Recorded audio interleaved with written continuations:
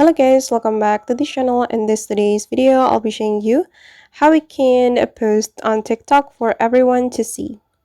Alright guys, first of all, you can open your TikTok application on your phone, and after you have your TikTok application opened, you can start to create a post on TikTok. Click on this plus button, and for example, I'm just going to upload a video from my device, so I'm going to click on upload and click on the video section.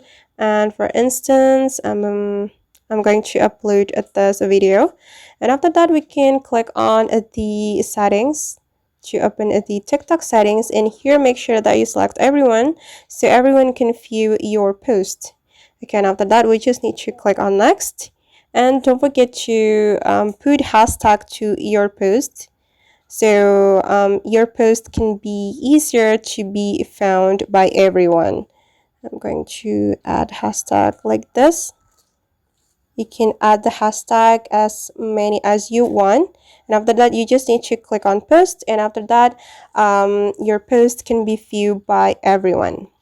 Alright guys, and that's how we can post on TikTok for everyone to see. I hope this tutorial will be useful for you.